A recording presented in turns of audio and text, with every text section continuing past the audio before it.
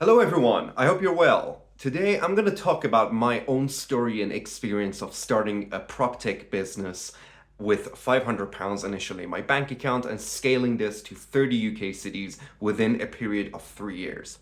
So, before we start, I'm going to give you a little background and an introduction about who I am. So, my name is Sohrab Vazir, and I am the UK's #1 business consultant for international founders. Currently, I work as a consultant and I work with a variety of stakeholders. You can check the details of that on my website.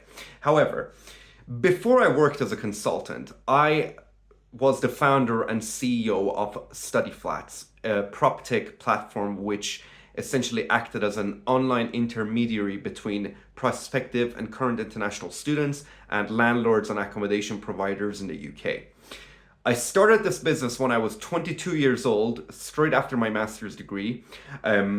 I was a solo founder. I had no technical background because this is a tech business. I had no technical background. I didn't know anything about coding. I knew what domains were, but didn't even have a lot of knowledge on them. So that's where I was. And the thing with me was, at the time I was an international student in the UK.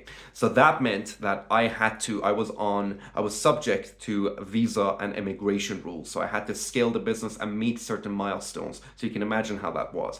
And it gets a lot more difficult when you only have £500 in your bank account and you're supposed to pay for your rent, groceries, as well as scale and grow your business. So it's also worth mentioning that after the first year, I had a competitor who had £70 million of funding.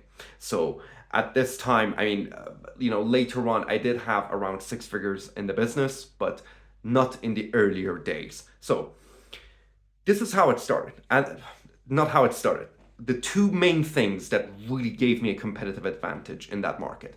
First one was focusing on inbound SEO and really understanding the psychology of my target audience. So students, most of my competitor, they were probably targeting students who were searching for student accommodation on Google search. And that was a very expensive marketing strategy to take. So I started writing content and